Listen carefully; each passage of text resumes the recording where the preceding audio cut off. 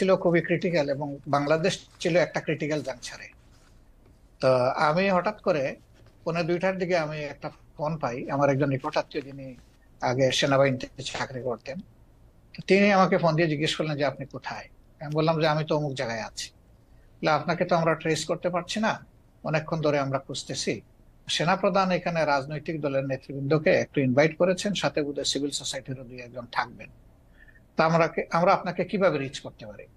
আমি বললাম যে আমি তো অমুক লোকেশনে আছি, আর আজকের সিচুয়েশনটা তো সবার কাছে ক্লিয়ার, গাড়িগুলো চলছে কিনা আমি ঠিক ক্লিয়ার না, এখন কিভাবে আমি আসতে পারি আপনারাই বলুন। ওনারা বললো যে না, সবাইকেই আমরা গাড়ি প্রোভাইড করেছি, আপনার জন্য আমরা গাড়ি পাঠাবো, আমাদের গাড়িতেই আমরা নিয়ে আসবো।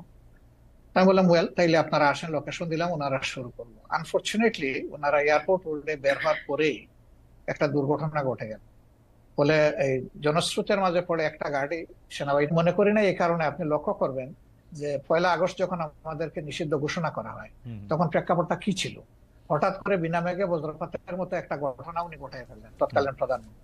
আমরা কিন্তু সাথে সাথে এটাকে রিজেক্ট করেছি এবং আমাদের সাথে সংহতি প্রকাশ করে বাংলাদেশের বিরোধী দলের সকলেই, বিএনপি সহ সকলেই কিন্তু এটা নিন্দা জানিয়েছে এবং তারাও এটাকে রিফিউজ করেছে যে এটা হলো ইস্যু ডাইভার্ট করার জন্য জাস্ট একটা কৌশল হিসেবে তারা ব্যবহার করেছে, এটাকে কেউ গ্রহণ করেনি। কাজে আমাকে যখন দাওয়াত দেওয়া হয়েছে আমি এটা অস্বাভাবিক মনে করিনি। আমি মনে করেছি যে এটা জাতির প্রয়োজনে এবং আমাদের দলীয় একটা মানে কথা কি দৃষ্টিভঙ্গি থেকে সবই ঠিক আছে, এটা আমাদের রায়, আমি তাই মনে করেই গিয়ে। জনাব রহমান, আপনার কাছে কি মনে হয় যে এই সরকারের সাথে আপনার একটা নিবিড় সম্পর্ক রয়েছে, বা অনেকে এটাও বলে থাকেন যে আন্দোলনটি হয়েছে আওয়ামী লীগ সরকারের বিরুদ্ধে, অবশ্যই আওয়ামী লীগ সরকার ফেসিস্ট একটি সরকার ছিল, যে সরকার 15 বছর ধরে মানুষের গণতান্ত্রিক অধিকার হরণ করে রেখেছিল, কিন্তু এই সরকারের বিরুদ্ধে যে আন্দোলন হয়েছিল সেই আন্দোলনে কি জামায়াত ইসলামের একটা বড় ভূমিকা ছিল? এই সরকার যারা এইটা করতে এসছে তাদের কি আসলে, তাদের সাথে কি জামায়াত ইসলামের একটা অনেক নিবিড় সম্পর্ক রয়েছে? কেন আমি এই প্রশ্ন করছি একটু আমি বলে রাখি। আমরা কিন্তু দেখতে পাচ্ছি ঢাকা সহ বা ঢাকা মানে ঢাকা, যদি আমি স্পেসিফিক আমি কিছু নাম বলি, পাবলিক ইউনিভার্সিটিগুলির উপাচার্য পদে বা অন্যান্য অনেক কি পজিশনে যাদের নিয়োগ দেওয়া হচ্ছে, অনেকেই বলছে তারা আপনাদের লোক। এই সরকারের মধ্যে জামায়াতে ইসলামী সবচেয়ে বেশি ডালপালা মিলছে বা সবচেয়ে বেশি প্রভাব বিস্তার করছে, এরকম দেখা যাচ্ছে মনে হচ্ছে।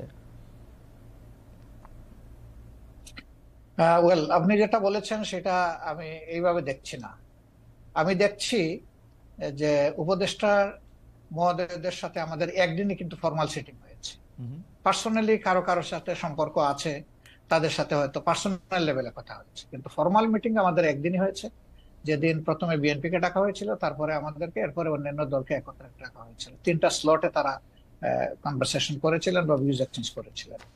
তা আমরা সেখানে একটা কথা খোলা রেখেছি, প্রয়োজনে গঠনতন্ত্র তো আল্লাহর কোরআন না, কোরআনের আলোকে রচিত।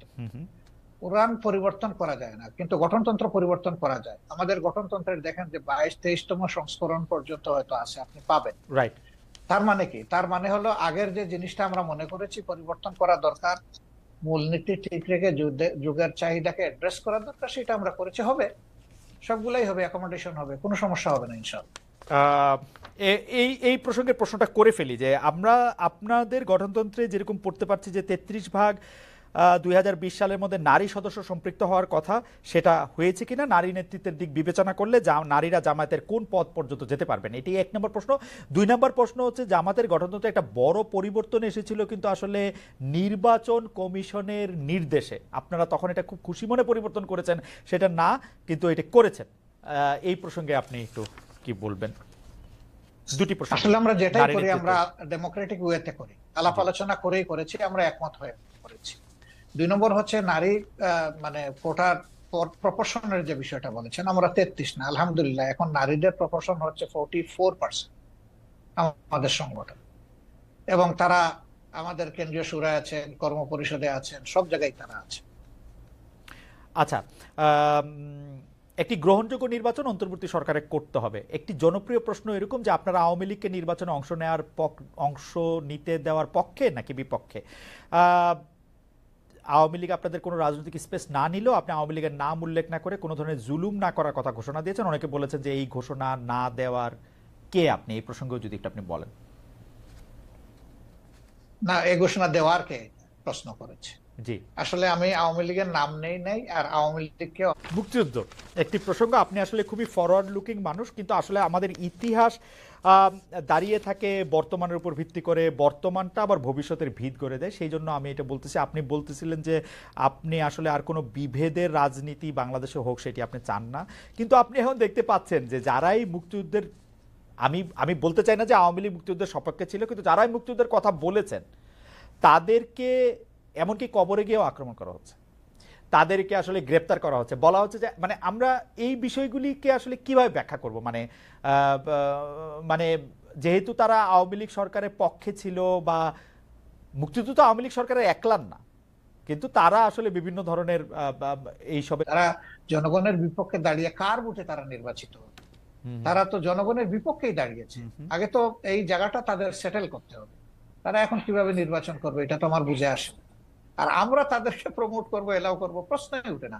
কারণ এই 15.5 বছরের সবচেয়ে নির্যাতিত, বড় নির্যাতিত দলের নাম হচ্ছে বাংলাদেশ জামাত ইসলামী। এই এই দলের এক একজন করে 11 জন শীর্ষ কেন্দ্রীয় নেতা, 2 জন সাবেক আমির সহ জুডিশিয়াল কিলিং বলেন আর যে পারপাসেই বলেন, অত্যন্ত মানে কনকক্টেড একটা ট্রায়ালের মাধ্যমে তাদেরকে শেষ করে দেওয়া হয়েছে। আর তো কারোই ক্ষতি হয়নি। কিন্তু 2 জামাত নম্বর ইসলামের হচ্ছে আমাদের সবগুলা অফিস ছিল সিলগালা করা। কিন্তু 3 নম্বর হচ্ছে যে আমরাই একমাত্র সৌভাগ্যবান বা দুর্ভাগ্যবান দল যাদের উপর ঝাল মিটাইতে গিয়ে আমাদের নেতাকর্মীদের বাড়ি বোল্ডোজার দিয়ে ভাঙা হয়েছে। এটা কিন্তু আর কারো বাড়িতে যায়নি। 4 নম্বর হচ্ছে যে এই আন্দোলনের সবচেয়ে ওয়ার্স্ট ভিকটিম আমরা, যে শেষ মুহূর্তে এসে 1 তারিখ আগস্টের 1 তারিখ আমাদেরকে নিষিদ্ধই ঘোষণা করে দিল। এরকম একটা দল কিভাবে চাইবে যে যে দলটা এত সন্ত্রাস, এত ফেসিজম চালাইলো, তারাই আবার এসে জনগণের এখানে স্পেস নোক? আমরা তো এটা চাইতে পারি না, মরালি চাইতে পারি। ডক্টর শফিকুর রহমান, আপনার কাছে কি মনে হয় না আপনি যেই জায়গা থেকে আওয়ামী লীগের কথা বলছিলেন, নির্যাতনের কথা বা অন্য ইয়ার কথা, সেই ক্ষেত্রে সেই রাগ জামাতে ইসলামের বা সেই ক্ষোভ বা সেই হতাশা জামাতে ইসলামের অন্য রাজনৈতিক দলের উপর থাকতে পারে, বিশেষ করে বিএনপির ক্ষেত্রে?